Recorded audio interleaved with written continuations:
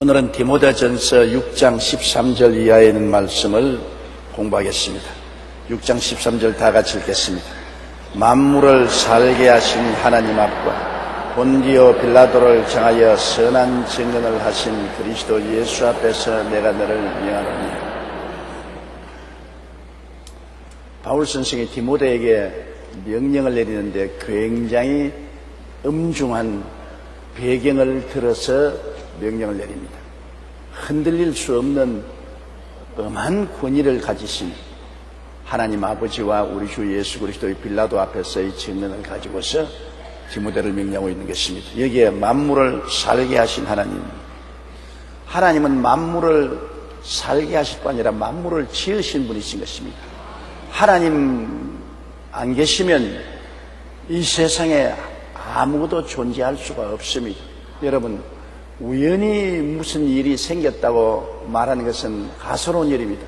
아무도 원인이 없이 결과가 생긴 일이 없습니다.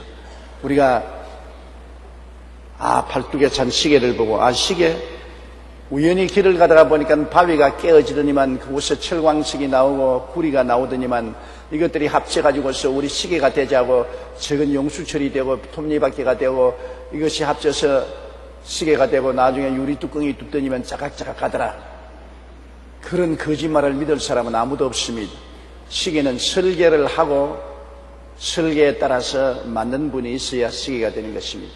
우주 만물도 설계를 하고 설계에 따라서 만든 이가 계셔야 만물이 있을 수가 있는 것입니다. 그러므로 무신론자들은 모든 것이 우연이 되었다, 터무니없는 소리 하고 있는 것입니다. 진화론자들은 무엇이 조그마한 가스에서 우주가 폭발해서 그래서 진화되어 나왔다, 이것도 맹랑한 소리인 것입니다. 오늘날 이 지구상에 사람 같은 생명체가 우연히 생겨날 수 있다는 것은 어떠한 확률로도 불가능한 사실인 것입니다.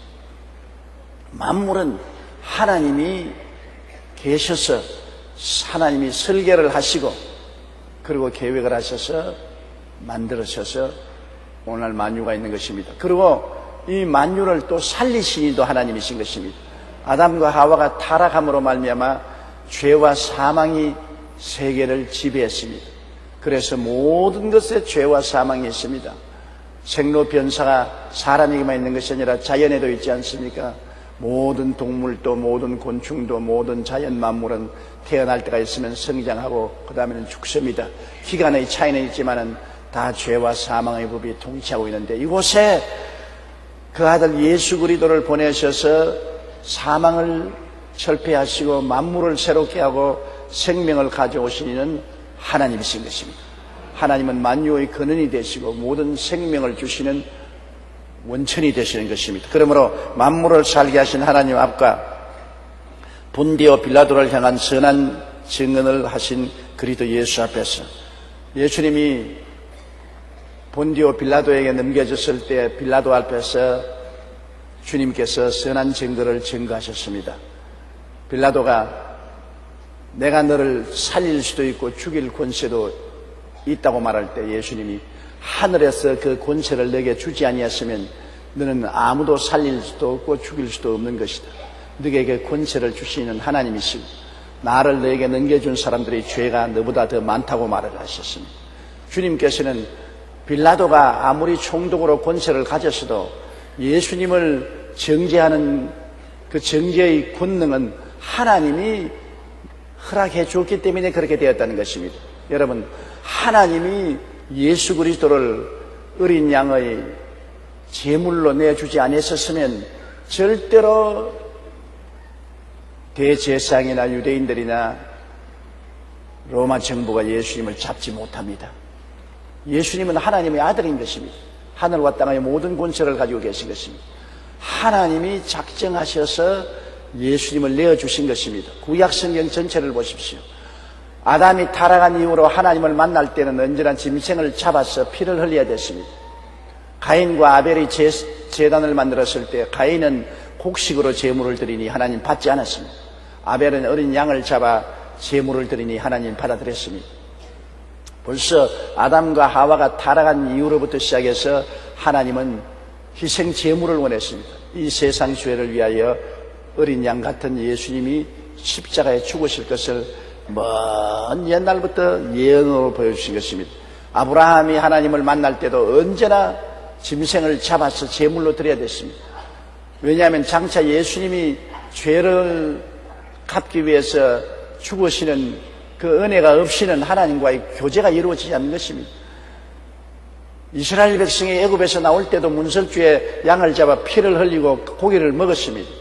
예수님을 상징하는 피를 바르고 고기를 먹어야 사탄을 상징하는 애굽에서 바로에서 노예남을 받을 수 있었습니다. 그들이 시내산에서 하나님과 언약을 맺었을 때 하나님께서는 제사의식을 주었습니다. 이스라엘 백성이 하나님께 나올 때는 여러 가지 면에서 반드시 죄 지은 사람은 속죄제물, 속건제물, 그 다음 하나님께 늘 헌신하는 번제물, 화목제물, 감사제물, 어느 제물이든지 짐승을 잡아 죽이고 피를 흘리지 않고는 하나님께로 나온 역사가 없습니다. 하나님의 은혜를 받으려면 반드시 죽어서 피를 흘려야 되는데 짐승이 사람을 대신해서 속죄가 될 수 없습니다. 사람은 사람이 대신해야지요. 짐승은 상징적으로 표시한 것입니다.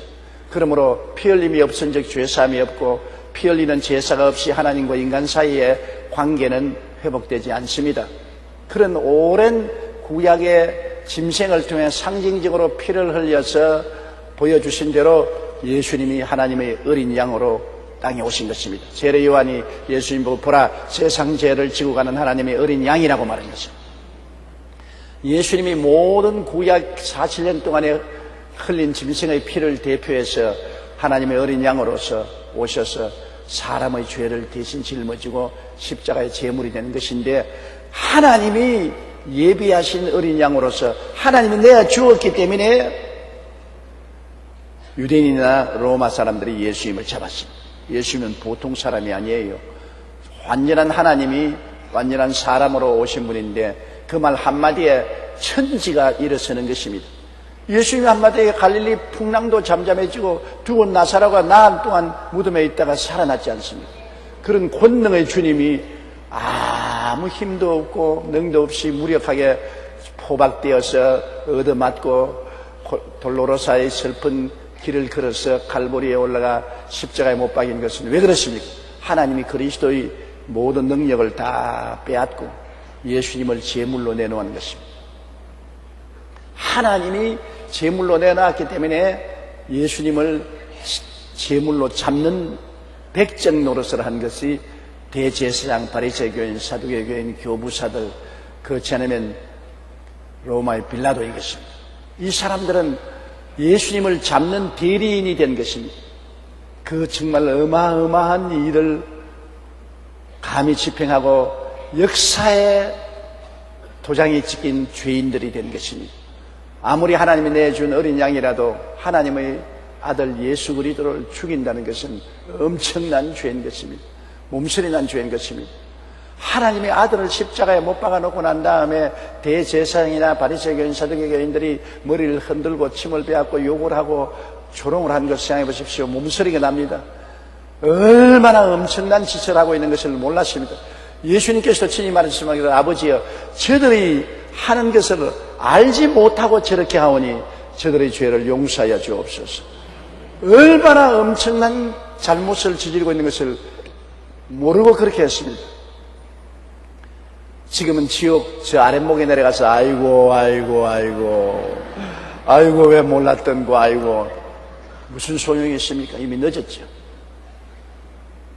그런데 빌라도는 로마 총독으로서 사실은 예수님을 내어주려고 애를 많이 썼습니다. 석방하려고 많은 노력을 했습니다. 그 부인도 꿈에 예수님이 하나님의 아들인 것을 계시받고 난 다음 남편에게 저 거룩한 자에게 손을 대지 말라고 쪽지까지 보냈습니다.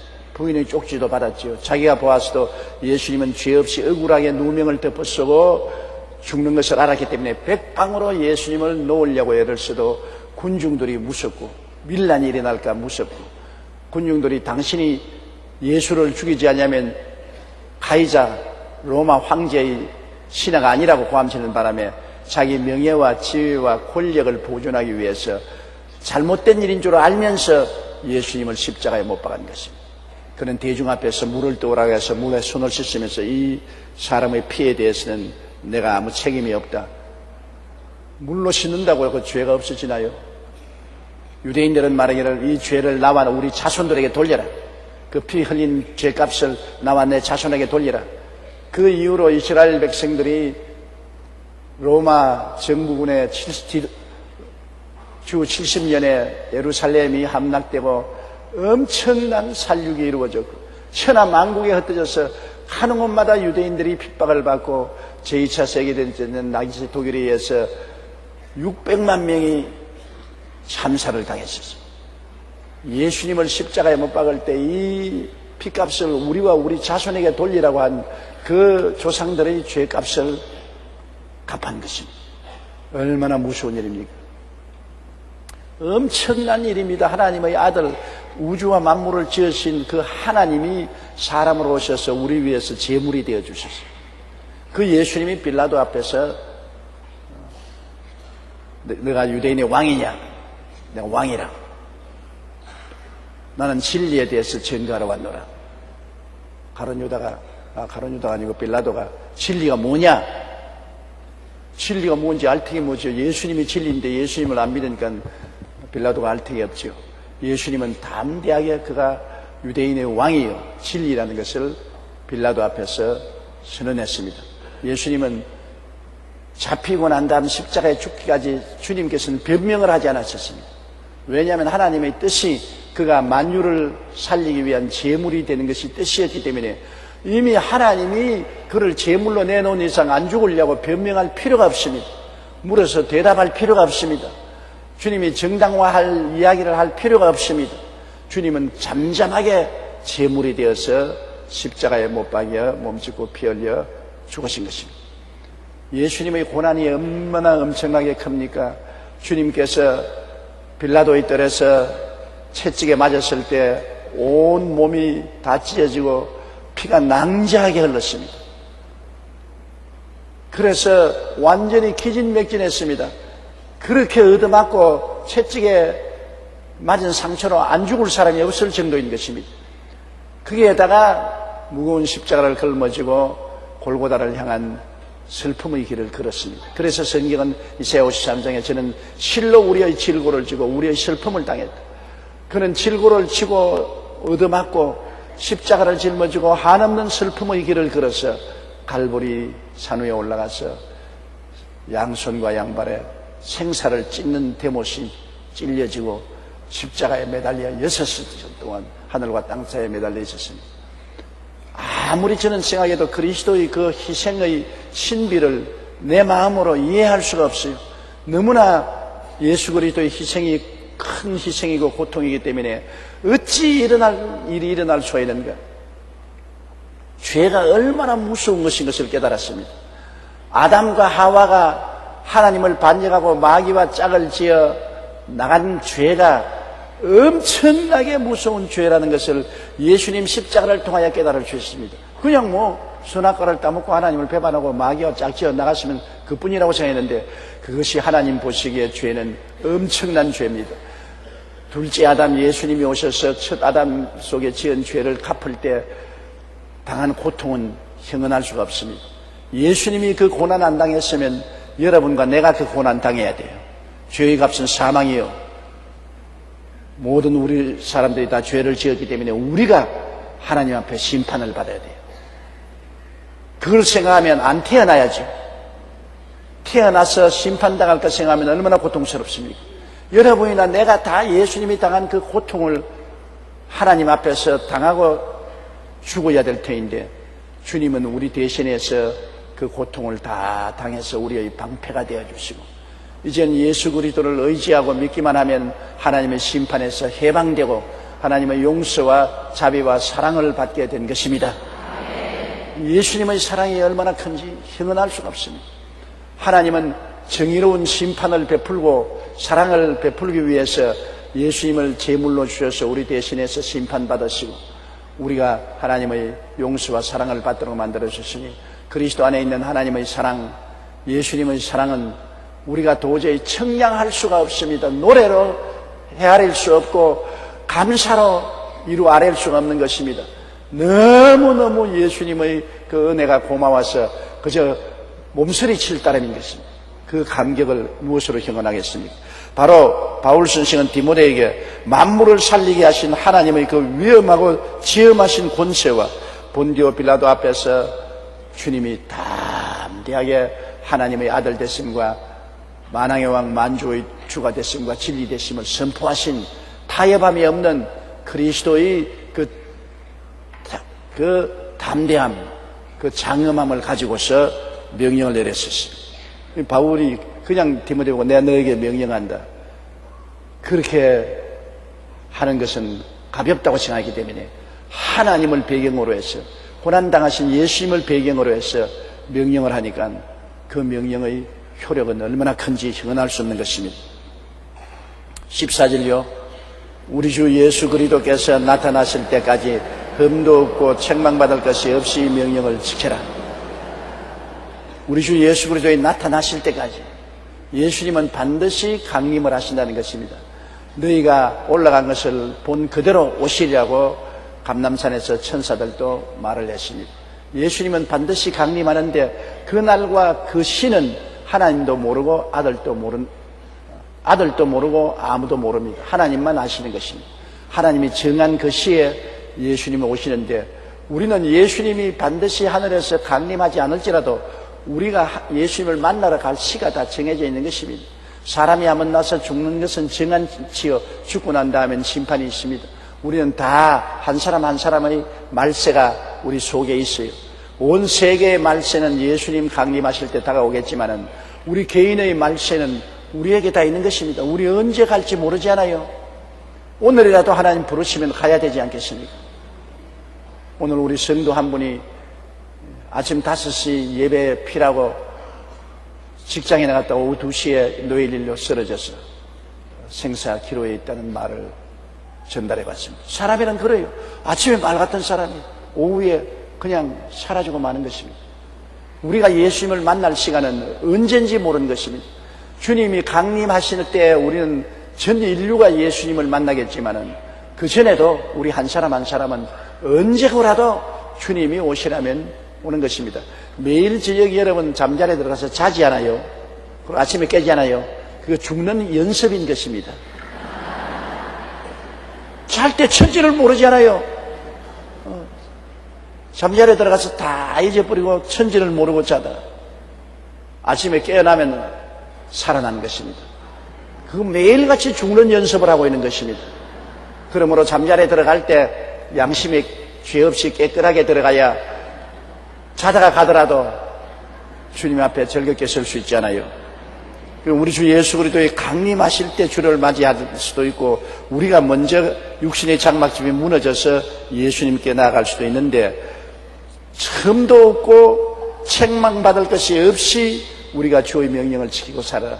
구원은 예수님을 믿음으로 구원받습니다. 아담과 하와의 원죄, 아담과 하와가 하나님을 배반하고 마귀와 짝에서 나온 원죄, 이 원죄는 예수 그리스도께서 엄청난 고난을 통해서 갚아주셨습니다. 그러므로 누구든지 저를 믿으면 용서와 의를 얻게 되는 것입니다. 그러나 이제는 흠과 점은 예수 믿어도 흠과 점이 많지 않습니까? 예수 믿고 구원받은 사람인데도 불구하고 이 땅에 사는 동안에는 흠이 없고 점이 없는 사람이 없지요. 거짓말도 자꾸 하게 되고 미워하기도 되고 불의한 일을 하기도 되고 추한 일을 또 하게 되고 그러므로 자꾸 회개하고 싶고 우리가 변화를 받아서 점점 나아져야 되는 것입니다. 어린애기가 이 세상에 태어나는 것은 자기 힘으로 태어나지 않고 어머니 낳아주어서 태어났지만은 성장하지 않으면 안 되죠. 계속해서 똥 싸고 오줌 싸고 10살이고 11살이고 20살이도 똥 싸고 오줌 싸면 그건 정말로 절단강산이야. 우리 예수 믿는 사람이 자기 힘으로 태어난 것이 아니라 하나님의 성령의 능력으로 예수 그리스도의 은혜로 우리가 구원받아 천국 백성으로 태어났으면 흠과 점이 많이 있을지라도 이것을 자꾸 씹고 변화를 받아야 되는 것입니다.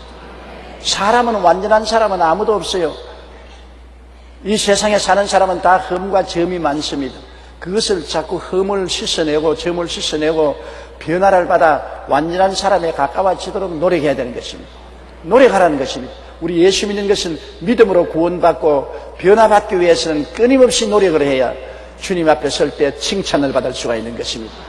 노력하지 않고 흠과 점이 많으면 주님 앞에 설 때 책망을 듣고 꾸중을 듣고 상급을 받지 못하고 어렵게 되고 민망스럽게 되는 것입니다. 하늘나라에 올라가서 주님 앞에서 꾸중을 듣게 되면 얼마나 비참하겠습니까? 그러므로 우리는 믿음은 값없이 구원을 받는 것이지만은 구원받고 난 다음에 우리가 그리스도의 형상을 닮아가는 성화, 흠과 점을 씻는 것은 끊임없이 회개하고 끊임없이 기도하고 노력해야 되는 것입니다. 그러므로 바울 선생은 디모데에게 이와 같이 노력하라는 것입니다. 우리가 노력을 할 때 무엇을 보고 노력하느냐? 하나님의 계명을 보고 노력을 해야 되는 것입니다. 하나님의 계명은 내 앞에 다른 신을 두지 말라, 우상에 절하지 말라, 하나님의 이름을 망령되이 부르지 말라, 안식일을 거룩히 지켜라, 내 부모를 공경하라, 살인하지 말라, 간음하지 말라, 도적질하지 말라, 내 이웃을 거짓 증거하지 말라, 내 이웃을 탐하지 말라. 이러한 계명을 딱 눈에 두고 그 계명을 따라서 우리를 자꾸 반성을 하고 우리가 변화되도록 노력을 하고 성령의 도움을 받는 것입니다. 또 예수님이 주신 계명은 내 이웃을 내 몸같이 사랑하라, 사랑의 계명을 주었습니다. 계명이 없으면 내가 어떻게 변화를 돼야 될지 알 수가 없어요.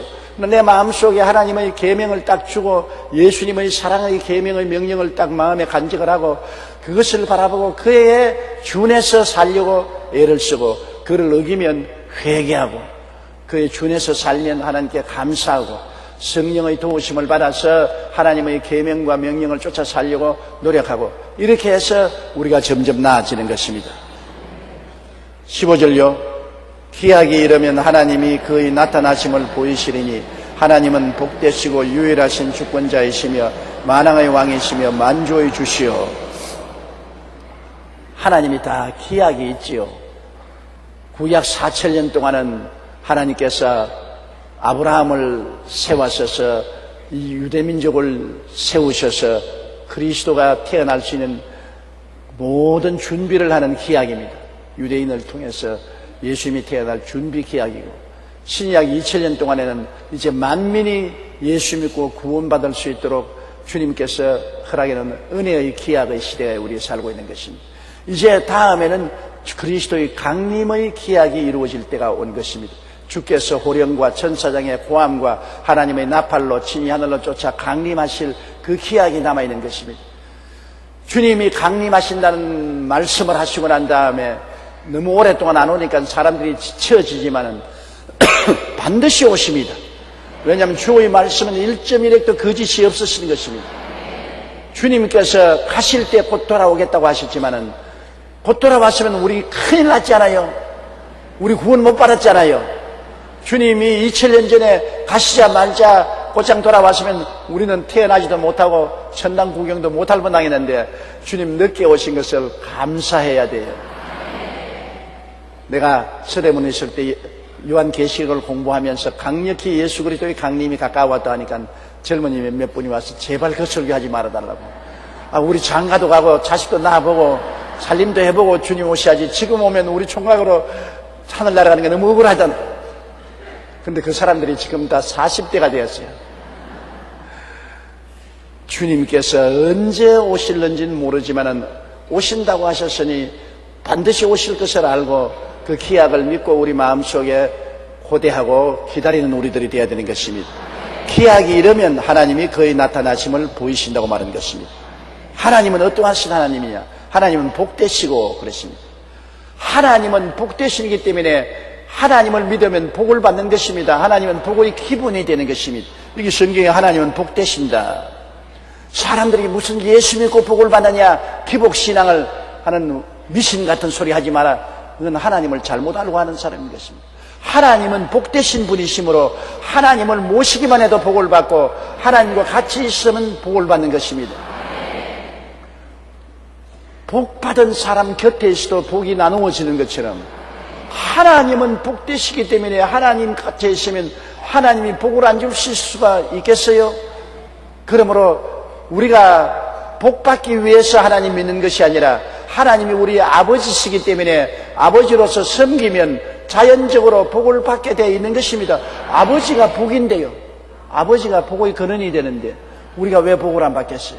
그러므로 예수 믿고 하나님 섬기면 반드시 개인도 복을 받고 가정도 복을 받고 사회와 국가도 복을 받게 되어 있는 것입니다. 아버지가 계신데 화가 올 턱이 없습니다. 마귀가 오면 도적질하고 죽이고 멸망시키지요. 하나님이 오시는데 왜 복을 안 줘요? 그 아들까지 주셔서 우리 위해서 몸을 찢고 피를 흘려서까지 죄를 용서해 주시는 하나님인데 얼마나 큰 사랑과 은혜를 베푸신 하나님이신데 하나님은 복을 안 줄 수가 없었죠. 그러므로 성경에 보면 하나님은 첫째 복되시고 둘째 유일하신 주권자이시며, 주권자라는 것은 모든 것을 손아귀에 해서 잡고 다스리는 분을 주권자라는 것입니다. 한 가정의 주권자는 성경에 남편이 아내의 머리가 된다니까 머리가 주권자인 것입니다. 우리 몸의 주권자는 머리 아닙니까? 가정의 주권자는 남편이고, 그리고 한 동리의 주권자는 그 동리의 대표적인 장로고, 나라의 주권자는 대통령이고, 그렇지 않습니까? 주권자는 통치권을 가지고 책임을 지고 다스리는 것입니다. 우리 대한민국의 대통령은 대통령으로서의 주권을 가지고 나라를 지키고 우리 국민을 편안하게 만들고 부유하고 잘 살게 만드는 그러한 일을 하시는 것입니다. 그러므로 하나님은 유일한 주권자다. 이 우주에 하나님보다 더 높은 주권자는 없습니다. 세상의 모든 대통령, 모든 왕, 모든 수상 모두가 다 하나님의 주권 앞에 무릎을 꿇는 것입니다. 하나님과 동등절자는 아무도 없습니다. 그렇기 때문에 하나님은 만왕의 왕이요 만주의 주라고 말하는 것입니다. 만왕 위의 왕이고 만주 위의 주가 되시는 것입니다. 하나님은 절대 주권자가 되셔서 무엇이든지 하나님은 원하시는 대로 행하는 것입니다. 하나님 보고 왜 이렇게 하느냐, 왜 저렇게 하느냐 물을 자가 없습니다. 하나님이 말씀하시면 그대로 예, 아멘 밖에 있을 수가 없는 것입니다. 그러므로 하나님은 유일무이의 우주의 주권자인 것입니다. 그리고 만왕의 왕이시며 만주의 주다. 물론 주권자이기 때문에 만왕의 왕이 되시고 만주의 주가 되시죠. 그러므로 여러분, 오늘날 세상에 많은 신도 있고 주도 있지만은 다 사탄이에요. 그는 일시 동안 이 세상에서 날뛰는 거예요. 우리 주님 강림하셔서 이 세상을 통치하실 때는 모든 세상에 소위 말하는 신이라는 것과 주라는 것과 왕이라는 것은 다 철폐되는 것이요. 나중에 주님 강림하시면 온 우주의 하나님은 유일하시고 우리의 주는 예수 그리스도 유일하셔서 하나님 아버지와 아들 예수 그리스도께서 만왕의 왕 만주의 주로서 이 우주를 다스리게 되는 것입니다. 우리는 지금 우리의 마음속에 하나님 아버지와 예수 그리스도가 유일한 만왕의 왕 만주의 주여 주권자로서 우리 마음을 통치해야지, 하나님 이외에 다른 누구도 우리가 숭배해서는 안 되는 것입니다. 하나님 외에 누구를 따라도 안 되는 것입니다. 하나님 아버지, 하나님 예수님, 하나님 성령님 세 분은 똑같은 하나님이십니다. 한 하나님, 세 하나님이 아니라 한 하나님 아버지, 한 하나님 예수님, 한 하나님 성령님, 세 인격이지만 한 하나님이신 것입니다. 이 하나님이 절대 주권자이시고 만왕의 왕이시고 만주의 주가 되셔서 우리 마음을 통치하시고, 지금은 우리 마음속에 통치하시지만은 장차는 강림하셔서 온 우주와 세계와 만물을 통치하시게 되는 것입니다. 16절요. 오직 그에게만 죽지 아니함이 있고 가까이 가지 못할 빛에 거하시고 또 볼 수 없는 이시니 그에게 존귀와 영원한 권능을 돌릴지어다. 오직 그에게만 죽지 아니함이 있고, 우리는 모든 것이 다 죽지 않아요. 죽지 아니함이 있는 분은 하나님밖에 없습니다. 하나님이 죽지 않은지 어찌 하느냐?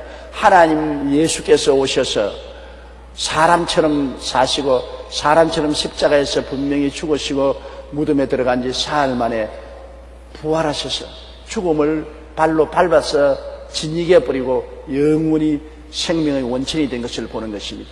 사망이 생명에 삼켜져 버리고 마는 것입니다. 여러분, 예수 그리스도의 부활은 엄청난 사건입니다. 아담과 하와 이후로 인간은 죄값으로 다 죽었습니다. 영도 죽고 마음도 죽고 육체도 죽어서 사라졌는데 하나님의 아들 예수님이 사람으로 오셨습니다. 우리와 똑같은 사람으로 오셔서 십자가에서 죽었어요. 만인이 보는 앞에서 죽었습니다. 그리고 만인이 보는 앞에서 무덤에 들어갔는데 사흘 만에 부활하셨습니다. 예수님의 제자들을 보면 알아요. 제자들의 여러분 생애는 극과 극의 생애입니다. 그들은 예수님을 따라서 온 가정과 전토와 직장을 다 버리고 3년 반 동안 따랐는데 이 예수님이 자기들 눈앞에서 잡혀서 십자가에 죽는 것을 보았습니다. 자기들 눈으로 똑똑히 보았어요. 예수님이 처참하게 못 박여 죽고 무덤에 들어간 것 똑똑히 보았습니다. 그들은 완전한 좌절과 절망을 느꼈습니다. 이제는 희망이 없다. 우리가 우리를 구원할 메시아로 알았던 그분이 십자가에서 죽고 무덤에 들어갔다. 그랬는데 사흘 만에 이 죽은 예수가 번연히 나타나는 것이니까 기절초풍을 할 일이죠. 그들이 다 유대인이 두려워서 안식 후 첫날에 숨어서 모여있는데 주님이 번뜩 나타났는데 이게 웬일입니까? 사흘 전에 죽어서 무덤에 들어간 그분이 나타났거든. 그래서 제자들이 모두 다 그들은 환영을 보는 줄 알았습니다. 잘못된 것을 보는 줄 알았습니다. 그러나 예수님께서 그들 앞에서 생선을 구운 것도 잡수시고 도마에게는 손도 내밀어서 손바닥에 넣어보고 옆구리에도 손을 넣어보라고 하시고 이런 것을 주님이 40일 동안 계속하는 것입니다. 하루 이틀이 아닙니다. 40일 동안 예루살렘에서 유대에서 갈릴리에서 주님이 계속 나타나시는 거예요. 함께 이와에게 하시고 함께 거하시고 함께 잡수시고 그리고 사라지시고 동해 번쩍 서해 번쩍. 이래서 예수님의 제자들은 뼈에 아로 새겨지게 확신한 것은 죽은 예수님이 살아나시고 우리 눈앞에 분명히 죽은 그 예수님이 죽음을 이기고 살아나셔서 예수님을 믿으면 사망은 다 철폐되는구나. 주님 말씀이 기억났습니다. 나는 부활이요 생명이니 나를 믿는 자는 죽어도 살겠고 살아서 나를 믿는 자는 영원히 죽지 않는다. 그랬기 때문에 제자들은 이 예수님을 모시고 이제는 너무나 영원한 생명에 대한 확신을 얻었기 때문에 죽는 것을 겁내지 않았습니다. 이래서 12 제자가 다 목숨을 내놓은 것입니다. 그들이 예수 전도하고 자기 목숨을 내어서 순교를 당하고 피로 도장을 친 것입니다. 예수님이 살아난 것을 너무나 확실히 보았기 때문에 너무나 확실하기 때문에 죽는 것 초계같이 겁내지 않았었습니다. 이 우주 역사상 여러분 사망을 철폐한 이는 예수님밖에 없습니다. 종교를 준 분은 많습니다. 훌륭한 종교를 우리에게 가르치고 철학을 가르치고 윤리와 도덕을 가르친 선생은 많습니다. 그러나 죽음을 철폐한 이는 예수님밖에 없습니다. 죽은 자 가운데 사흘 만에 부활하사 영원히 생명의 원천이 되신 것입니다. 그러므로 하나님 아버지, 하나님 예수님, 하나님 성령님 삼위일체 하나님만이 죽음이 없습니다. 이 세상에 다 죄값으로 죽음이 있지만은 하나님께는 그리스도를 통해서 죽음이 없는 것을 증명하셨습니다. 사망은 생명에 상팀받은 것을 증명해버린 것입니다. 그러므로 예수가 우리 속에 계시면 이미 영원한 생명이 우리 속에 들어와 있는 것입니다. 육체가 죽어도 우리 속 사람은 죽지 않습니다. 영생이 우리 속에 들어와 있는 것입니다. 아버지와 아들, 성령 삼위일체 영원한 사는 하나님이 우리 속에 들어와 있으므로 사는 하나님과 함께 우리는 육신의 장막집이 무너져도 영원히 살고 나중에 우리 육신도 부활해서 영원히 살게 되는 것입니다. 어제 우리 집사람이 아침에 자자마자 날 보고 여보 오늘 꿈을 희한한 꿈을 꾸었어.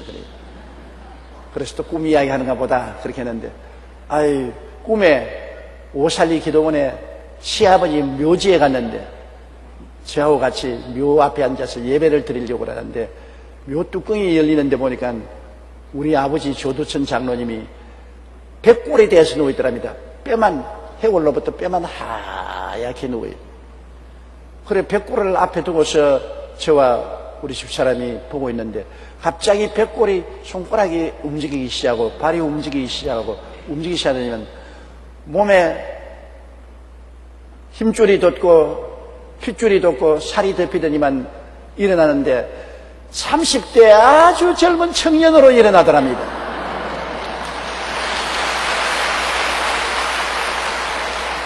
그러면서 하는 말이 보통 미남이 아니더라고요. 굉장한 미남으로서 살아서 앞에 앉아서 죽음도 사라지고 묘지도 사라지고 30대 청춘으로 일어나는 것을 보았다.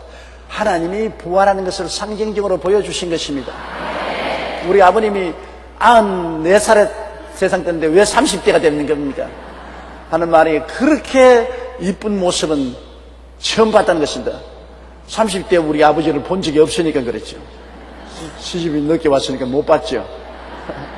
그렇게 이쁜 모습은 처음 봤는데 30대 모습으로 확 웃으면서 살아나더라고요.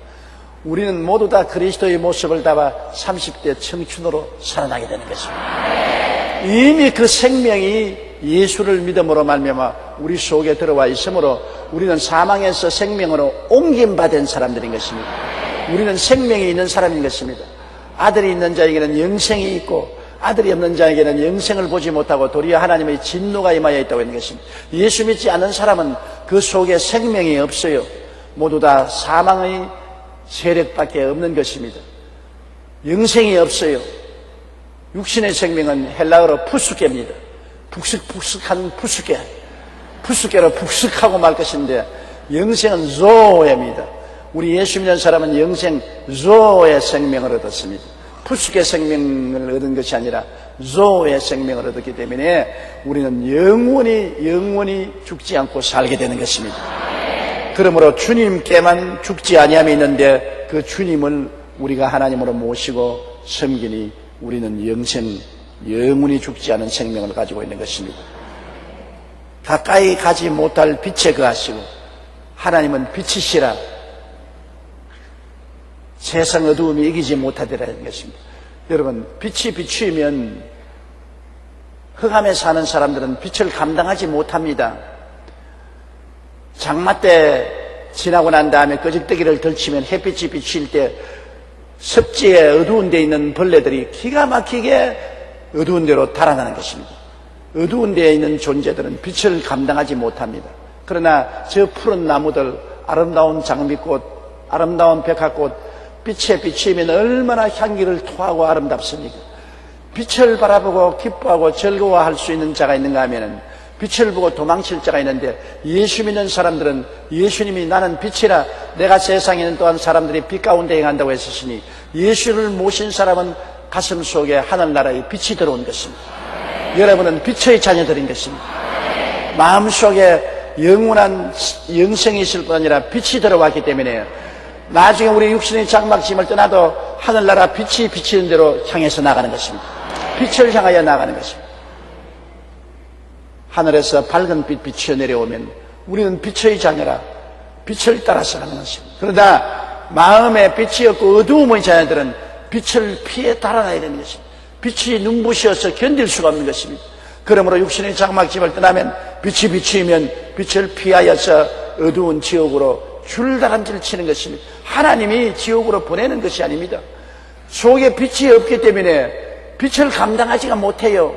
그러므로 어두움을 자기가 찾아서 줄다람쥐를 치는 것입니다. 천당 가는 사람은 자기가 찾아서 천당 가는 것입니다. 빛이 비치니까 내가 빛이니 빛을 따라가는 것이고 내가 어두움이 있으면 어두움을 따라가는 것입니다. 그러므로 예수 그리스도가 세상의 빛이므로 그리스도를 구주로 모신 자만이 그 영혼 속에 빛이 있는 것입니다. 우리는 다 하늘나라의 빛을 가지고 있는 것입니다. 그 빛이 우리에게 비추므로 그 빛이 보여주는 대로 하나님을 아버지라고 부르게 되고 예수님을 구주로 부르게 되고 성령님을 보혜사로 부르게 되고 빛이 있으므로 우리가 찬송을 하고 기도를 하게 되고 말씀을 읽게 되고 진리를 깨달아 알게 되는 것입니다. 예수 그리스도는 우리에게 생명이 되시고 빛이 되시는 것입니다. 영광스러운 빛입니다. 우리 빛의 자녀들은 다 빛 속에서 살고 있는 것입니다. 우리는 매일매일 같이 하나님 아버지를 섬기고 예수님을 사랑하고 찬송하는 것은 빛 가운데 생활하는 생활인 것입니다. 그러나 어두움에 있는 사람들은 빛을 피합니다. 교회당을 피하고 하나님 아버지와 예수님의 이야기를 피하고 성경을 가까이 하지 않고 등을 돌리는 것입니다. 빛을 가까이 할 수가 없습니다. 여기 성경에 그러지 않습니까? 오직 그에게만 죽지 아니함이 있고 가까이 가지 못할 빛에 거하시고. 빛의 자녀들은 가까이 가요. 빛의 자녀들은 아버지 품에 안겨요. 빛의 원인 예수님 품에 안겨요. 빛 대신 아버지와 아들 예수님을 모셔요. 그러나 이 세상 사람들은 가까이 못 가요. 이 세상 사람들은 예수 믿지 않은 사람들은 어두움에 거하기 때문에 빛의 근처에 가지를 못해요. 안 가요. 등을 돌려요. 배반하고 떠나버리고 마는 것입니다. 그리고 어떤 사람도 보지 못하였고 또 볼 수 없는 이시니 아버지 하나님은 아무도 못 보죠. 하나님은 영이시라 예배하는 자가 신령과 진정으로 예배할지어다. 영이라는 것은 헬라어로 푸뉴마라고 합니다. 그리고 바람도 푸뉴마라고 합니다. 한번 따라 말씀해주세요. 푸뉴마. 영이란 말과 바람이란 말은 똑같은 헬라어로 푸뉴마입니다. 하나님은 영이시라, 하나님은 푸뉴마라. 세상적으로 번역을 하면 하나님은 바람이시라. 바람과 같습니다. 바람의 의미로 불며 어디서 와서 어디로 가는지 알지만 하나님이 바람처럼 왔다 갔다 하시는데 어디서 와서 어디로 가는지 우리는 몰라요. 바람을 본 사람 손들어 봐주세요. 바람은 못 보지요. 바람을 손으로 잡아본 사람 손들어 보세요. 못 보지요. 바람이 없다고 생각하는 사람 손들어 보세요. 보지도 못하고 잡지도 못하는데 바람이 있다 하니 희한한 일 아닙니까? 왜 그러냐? 바람이 눈에 안 보이고 안 잡히더라도 숨 쉬고 있거든. 숨 쉬고 있어서 그 바람으로 말미암아 살고, 바람이 바깥에 보니 부니까 나무가 흔들리는 것을 보고 또 티끌과 먼지가 날아가는 것을 보니 바람의 영향력을 알게 되는 것입니다. 진실로 바람은 눈으로 볼 수도 없고 손으로 잡을 수도 없는데도 불구하고 바람을 늘 우리는 그 속에서 마시고 살고 바람이 역사하는 그 증거를 보고 사는 것입니다. 바람이 안 보이지만은 나무가 흔들리고 티끌이 날아가고 불이 붙으면 불이 활활 타게 되고 하는 것을 우리는 증거를 보는 것입니다. 하나님은 영이시라 안 보이지요. 그러나 예수 그리스도를 통하여 하나님을 우리가 숨쉬고 있는 것입니다. 하나님이 우리 속에 들어와서 계시는 것입니다. 그날에는 내가 아버지 안에, 너희가 내 안에, 내가 아버지 안에 있는 것을 너희가 알리라고 말씀한 것처럼 우리는 하나님을 숨쉬고 있는 것입니다. 하나님 아버지, 하나님 예수님, 하나님 성령님, 삼위일체 하나님과 같이 숨쉬고 있는 것입니다. 바람처럼 우리는 늘 하나님이 우리 속에 와 계시고 우리 밖에 계시고 우리 속에 와 계시고 우리 밖에 계시고 하나님을 찬미하고 예배드리고 하나님을 다른 사람에게 전달하고 하나님과 더불어 살지요.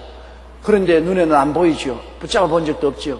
그러나 하나님 살아계신 증거가 우리 눈에 많이 보이지요. 어디 보입니까?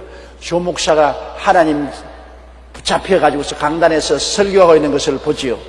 여러분이 하나님께 붙잡혀서 이 3일날 기도회에 교회에 나와 있지요. 또 우리가 하늘을 향해서 안 보이는데도 부르짖어 기도하고 있지요. 또 안 보이는 하나님의 의지에서 손 얹고 기도하면 병도 낫지요. 또 문제가 해결되지요. 기적이 일어나지요.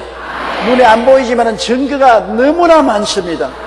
일어나도 증거가 있고 앉아도 증거가 있고 증거가 믿는 자에게는 수두룩합니다. 안 믿는 자에게는 증거가 안 보여요. 믿는 우리에게는 살아가는데 모든 것에 하나님의 역사가 눈에 보이는 것입니다. 하나님이 예비해 주시고 돌보시고 은혜 베풀어 주신 것이 늘 눈에 보이지요. 그러므로 안 믿는 자에게는 안 보여도 믿는 자에게는 영의 눈으로 보는 것입니다. 하나님은 영이라 볼 수 없는 사람들은 안 보이지만 우리는 그 증거를 늘 보고 있는 것입니다. 바람이 임의로 불며 어디에서 와서 어디로 가는지 알지 못하니 성령으로 난 사람은 다 그와 같다고. 성령으로 난 사람은 안 보이지만은 그 바람 같은 하나님을 체험하고 하나님의 운행하심과 역사하심을 보고 감사하고 우리가 박수를 치고 하는 것입니다. 여의도 순복음교회가 생긴 것도 하나님이 계시기 때문에 생긴 것입니다. 예배 드리는 것도 하나님이 계시기 때문에 예배 드리는 것입니다. 바람이 나무 가지를 흔들게 하는 것보다 더 확실하고 뚜렷한 증거가 되는 것입니다. 존귀와 영원한 권능을 돌릴지어다. 이 세상에 높고 귀하신 분은 하나님밖에 안 계십니다. 이 세상에 누가 하나님처럼 높고 귀합니까? 우리의 인생 속에 가장 높고 귀하게 받으시는 분이 하나님 아버지, 하나님 예수님, 하나님 성령님, 삼위일체 하나님, 너무나 존귀하고 귀합니다. 이 하나님이 우리의 생명인 것입니다. 이 하나님 없이는 우리는 아무것도 아니에요. 우리는 쭉정이에요. 허수아비예요. 이 하나님 아버지, 하나님 예수님, 하나님 성령님, 삼위일체 하나님이 내 속에 계시기 때문에 내가 보화가 되는 것입니다. 진주와 다이아몬드에 비교할 수 있는 보화가 되는 것이니, 하나님 없으면 밥 먹어도 무슨 소용이 있어요? 좋은 옷 입어도 무슨 소용이 있어요? 좋은 집에 산들 무슨 의미가 있어요? 이 세상의 즐거움이 무엇이 즐거움이에요? 아무것도 영원한 것이 없이 순식간에 사라지는 것밖에 없고, 헛되고 헛되며 또 헛되고 헛되니 모든 것이 헛되고 헛되도다. 하나님 없이는 다 제로예요. 이 세상에 아무리 인류 대학을 나와도 제로예요. 아무리 좋은 직장을 가져도 제로예요. 아무리 좋은 집에 살아도 제로예요. 내용이 없는데 뭐, 텅 빈는데 뭐. 하나님 없이 집을 지어도 헛수고요. 하나님 없이 성을 지켜도 헛수고인 것입니다. 그러나 우리는 아버지 하나님, 예수님 하나님, 성령님 하나님, 삼위일체 하나님, 영원하신 하나님, 영생하시는 하나님, 영광스러운 빛 되신 하나님, 존귀하신 하나님이 우리 속에 있으니 얼마나 감사한 것입니까? 이 하나님과 더불어 살 수 있다는 것이 너무너무 좋은 것입니다. 너무너무 좋은 것이에요. 하나님과 함께 산다. 미국 가서 사는 것 좋은 것 같지만은 하나님 없으면 미국도 아무 소용도 없는 것입니다. 스위스에 가서 살아도 하나님 없이는 아무 소용없는 것입니다. 하나님이 있으면 우리 한국에서 사는 것 넘버 원이에요. 최고로 좋은 것입니다. 어리석은 사람이 하나님 없이 부귀영화 공명을 의지하고 살려고 몸부림을 치는데 어리석은 사람입니다. 순식간에 다 지나가고 말고 빈손 들게 돼요. 백발이 순식간에 다가오고 인생의 끝이 순간적으로 다가오고 모든 것은 헛되고 마는 것입니다. 만사를 헛되지 않게 하고 영원한 아름다움을 가져오는 것은 삼위일체 하나님을 모시는 것입니다. 그런데 그 하나님께 가는 길이 바로 예수님인 것입니다. 아버지도 안 보이고 성령도 안 보이지만 예수님은 보이는 하나님으로 오셔서 우리가 그 얼굴을 보고 그 음성을 듣고 그 십자가에 찢어진 몸과 피를 먹고 마시고 하나님과 하나가 되는 것입니다. 이 성찬이 얼마나 중요합니까? 성찬을 통해서 우리가 하나님을 먹고 하나님을 마시는 것입니다. 그 보통 게 아닙니다, 여러분. 예수님의 살을 먹고 피를 마신다는 것은 하나님을 먹고 하나님을 마신다는 것입니다. 누구에게 이런 특권을 주겠습니까? 어떻게 하나님이 감히 하나님 자신을 우리에게 내놓고 나를 먹어라, 나를 마셔라, 그리고 나와 하나가 되라, 이렇게 큰 특권을 하나님이 누구에게 주십니까? 동물에게는 주지 않습니다. 우리 예수 믿는 사람에게만 주신 것입니다. 안 믿는 사람에게 하나님이 살을 주고 피를 주지 않습니다. 예수를 믿고 구원받은 우리들에게는 하나님께서 하나님이 살을 주시고 피를 마시겠어. 우리가 외람되게도 하나님을 먹고 하나님을 마시고, 그러므로 하나님과 하나가 안 될 수가 없는 것입니다. 하나님이 내 안에 계시고 내가 하나님 계시고 하나님과 더불어 사는 백성, 하나님의 사람들이 된 것입니다. 따라 말씀하시죠. 나는 하나님과 더불어 살고 하나님의 사람이 된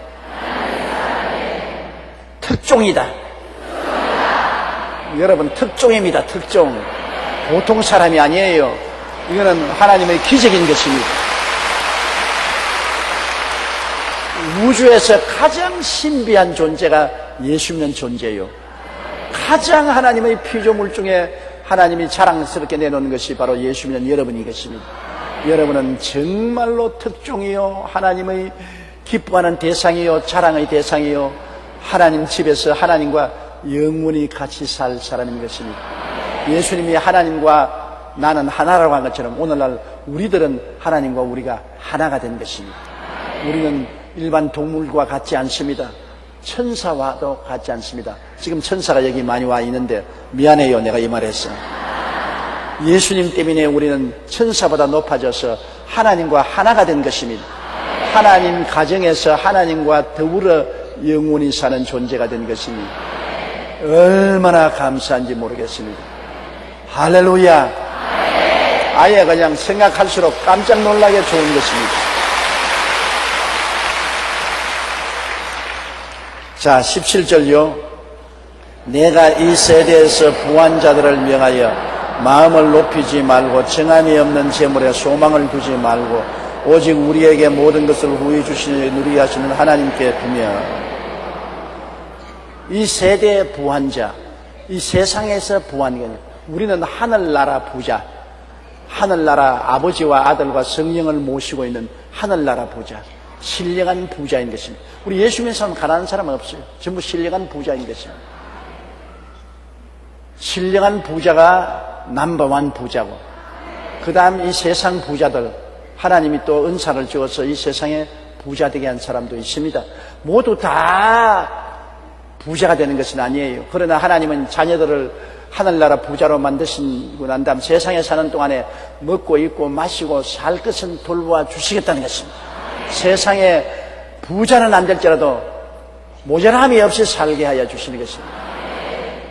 야매는 나의 목자신이 내게 부족함이 없으리로다.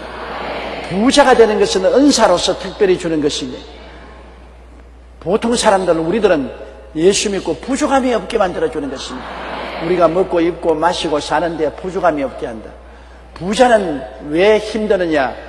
여러분, 부자라는 것은 그냥 부자가 돼서 지 혼자 잘 살기 위해서 되는 게 아니라, 부자는 나누어 주기 위해서 맡아 있는 창고지기인 것입니다. 하나님께서 아브라함에게 말하기를 내가 너를 복의 근원으로 만들겠다. 너에게 복을 주되 복의 근원으로 만들겠다. 복의 근원은 거기에서 나누어 주는 것이 복의 근원입니다. 우물물은 샘의 근원입니다. 우물물이 물을 가만히 가지고 있으면 안 돼요. 자꾸 흘러내보내야 우물물이 맑아지는 것입니다. 복이라는 것은 자꾸 흘러보내야 되는 것입니다. 복은 나누어 주어야 복이지, 가지고 있으면 화가 되는 것입니다. 따라 말하시죠. 복은 갖고 있으면 화가 되고 나누어 주면 복이 된다. 그러므로 복을 반드시 부러워할 것 아닙니다. 욕심을 내어서 복을 끌어안으면 복이 화가 되는 것입니다.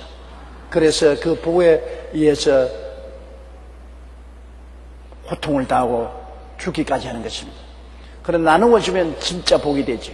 그렇기 때문에 내게 족할 만큼만 가지고 그 이외에는 복은 자꾸 나누어 줘야 복이 되는 것입니다. 부자들이 부자로서 남으려면은 자꾸 복을 나누어 주고 또 나누어 줍니다.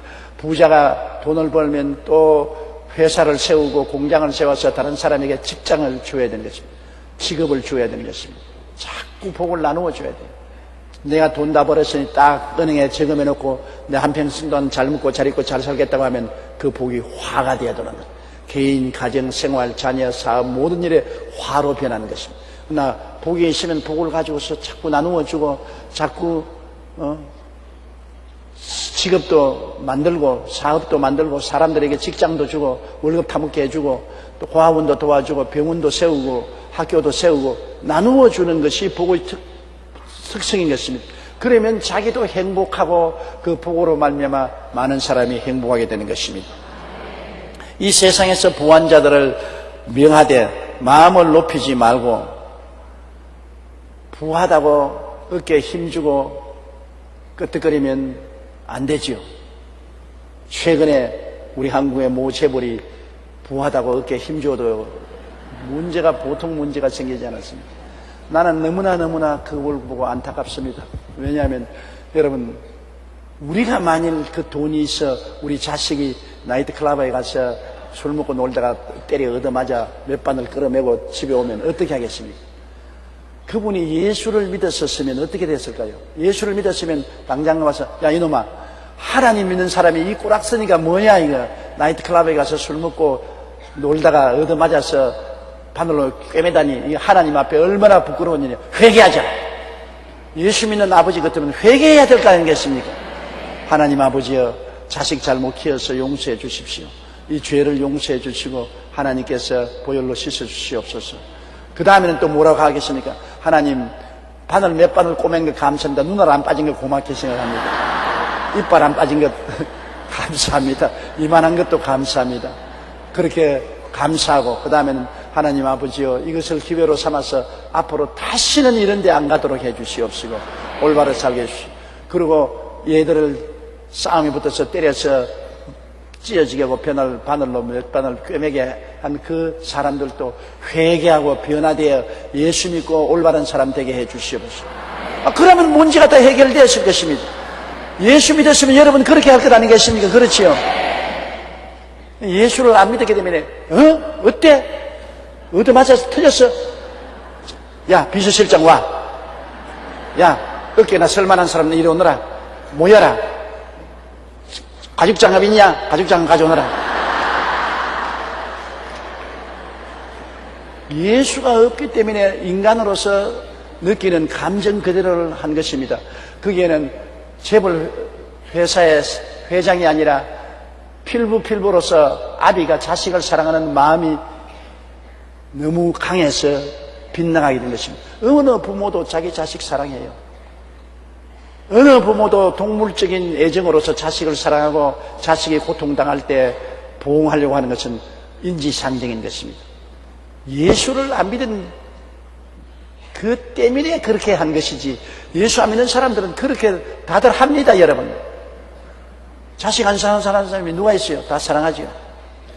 예수만 믿었으면 안 그럴 것인데 예수 안 믿은 것이 너무나 탄식스러워요. 예수 안 믿었기 때문에 돈 있고 지위 있으니까 교만해졌죠. 교만은 패망한 선방이요 거만한 마음은 넘어지면 앞잠이라고. 거만한 마음이 있기 때문에 넘어져 버린 것입니다. 그러므로 예수님이 얼마나 귀합니까? 예수 믿고 하나님 섬긴다는 것은 모든 우리 삶에 올바르게 살아갈 수 있는 판단력을 주시고 지혜를 주시고 총명을 주시고 재능을 주시는 것입니다. 판단력이 흐려져요. 예수가 없으니까 감정에 북받쳐 오르고 원통한 마음이 마음을 사로잡고 미운 마음이 마음을 사로잡고 정상적인 판단을 못하게 하는 것입니다. 예수 믿은 사람은 한마디 기도라도 하면 성령이 오셔서 올바른 판단력을 준답니다. 그러므로 이런 일을 당했을 때 여러분 보면 예수 믿고 하나님께 기도할 수 있는 것이 얼마나 지혜의 근본이요 지식의 근본인 것을 알 수 있는 것입니다. 주님께 기도하면 판단력을 주시고 총명을 주셔서 어리석은 일을 하지 않게 되는 것입니다. 교만하지 않게 만들어주는 것입니다. 예수 믿고 부자 된 사람 돈 때문에 교만하고 어깨에 힘주고 어리석게 하면 바보 천치입니다. 물론 예수 믿는 사람이 돈벌이 하면 하나님께 기도하고 돈벌이이기 때문에 그렇게 안 될 줄로 제가 알고 있습니다. 이 세대에서 부한 자들을 명하여 마음을 높이지 말고 정함이 없는 재물에 소망을 두지 마라. 재물에 소망을 두는 것보다 어리석은 것이 없는 것은 재물은 잠시 있다 날아가는 자고 세워가는 것입니다. 내 손에 들어 있을 때 내가 많이 나누어 주고 써놓으면 그것이 효과가 있는 것입니다. 왜냐하면 재물을 쓴다는 것은 심는다는 것이니까. 많이 뿌려놓으면 내가 사라져도 도로 거둘 수 있지만 뿌리지 않고 재물을 가지고 있으면 언제 날아갈지 모릅니다. 하나님이 치시면 하루아침에 날아가 버려요. 심고 거두는 법칙이 그게 좋은 게 내가 있을 때 자꾸 심어놔야 돼요. 그래야 없을 때 거둘 수가 있는 것입니다. 있을 때 움켜쥐고 있으면 그거 날아가 버리면 나중에 거둘 것이 없어요. 이러므로 사랑도 자꾸 이웃을 사랑해서 심어놓고 다른 사람에게 소망을 주고 기쁨을 주고 평안을 주고 이것도 심어놓으면 나중에 내가 고통스럽고 괴로울 때 사랑이 돌아오고 기쁨이 돌아오고 평화가 돌아오는 것이고, 물질도 내가 있을 때 자꾸 심어놓아야 돼요. 자꾸 헐벗고 굶주린 사람도 도와주고 교육받기 위해서 도와주고 직장을 구해주는 데도 도와주고 자꾸 물질을 심어놓으면 내가 나중에 없어지고 괴로울 때 이게 다 돌아오는 것입니다. 돌아오면서 놀라운 은혜로 돌아오게 되는 것입니다. 그러므로 헛된 재물에 소망을 두지 말라. 소망은 하나님 아버지 우리 주 예수님 성령 삼위일체 하나님께만 소망을 줘야 되는 것입니다. 세상의 소망은 뜬구름입니다. 다 사라지고 말아요. 세상 소망만큼 바보 천치로 만드는 것이 없습니다. 남편에게 소망을 두나요? 실망합니다. 아내에게 소망을 두나요? 나중에 절망할 것입니다. 자식에게 소망 주나요? 천치 바보가 되고 마는 것입니다. 기러기 아빠가 돼가지고서 자식과 마누라를 바다 건너 보내놓고 뼈가 빠져 일을 해가지고서 그 돈 다 자식에게 보내고 마누라에게 보내고 세월에 흘러가서 멀리 떨어져 있으니 정도 사라지고 나중에는 마누라가 하루 편지가 왔습니다. 당신하고 이혼하기를 원하니 이혼 소송을 해달라. 자식 커서 나중에 대학 다 졸업받고 장가 달면 누구 좋은 일 시킵니까? 나머지 집 딸내미 좋은 일. 아, 좋은데 취직했다고 돈 가지고 아버지 어머님이 내 취직했으니까 이 월급 드립니다. 그렇게 할 줄 알아요? 마누라에게 허락 없이 그렇게 했다가는 당장 이혼이다! 그럽니다. 그러니 인류 대학을 보내서 좋은데 취직시켜서 결혼시켜 놓으면 그 다음에는 나무 딸 좋은 일 시켜서 그 마누라가 딱 통장 잡고서 어림도 없지요.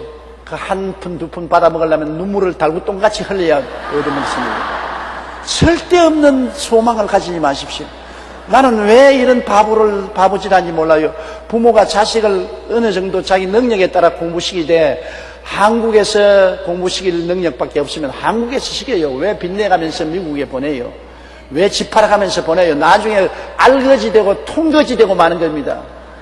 자기의 처지에 맞도록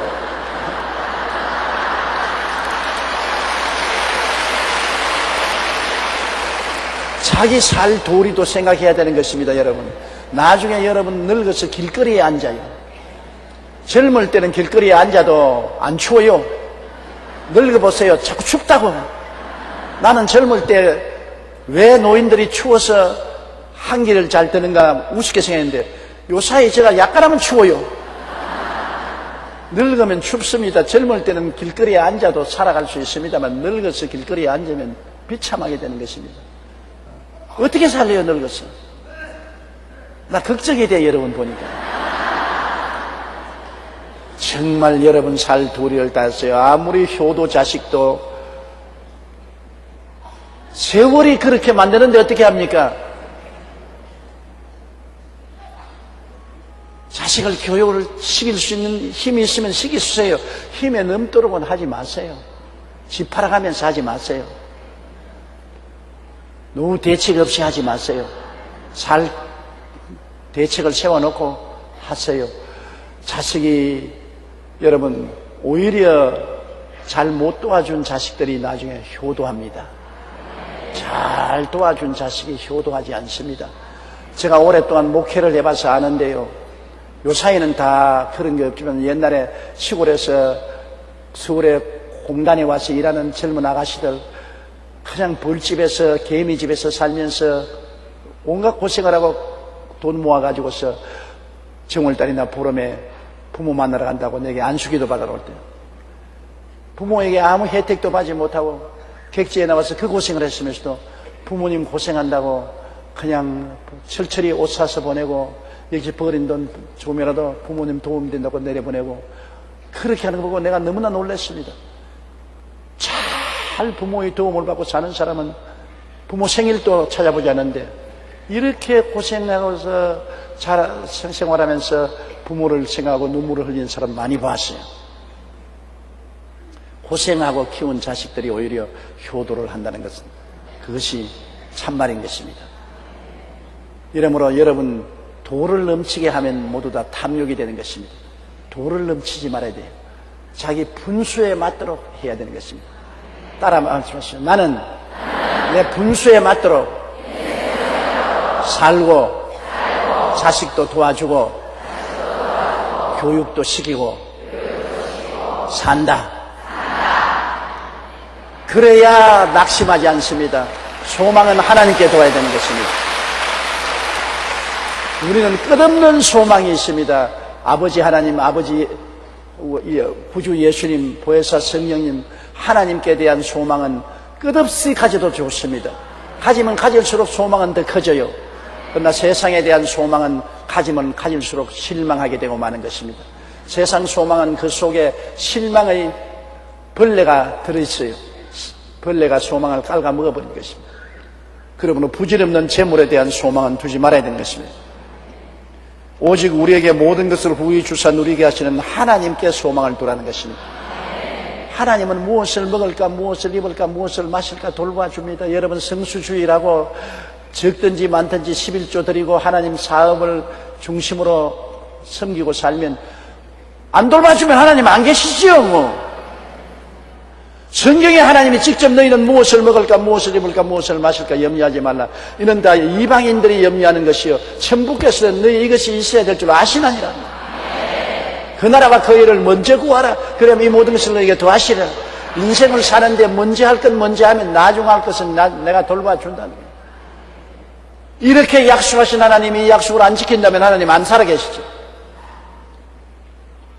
49년 동안 전 목회하면서 이 하나님이 절대로 거짓말하지 않은 것을 나는 체험하고 보았습니다. 이 하나님만 믿고서 나가세요. 두려워할 이유가 없습니다. 두려워 말라, 내가 너와 함께함이라. 무서워 말라, 나는 내 하나님이 됨이라. 내가 너를 굳세게 하리라. 참으로 너를 도와주리라. 참으로 나의 이로운 오른손으로 너를 붙들기라고 말씀하고 계신 것입니다.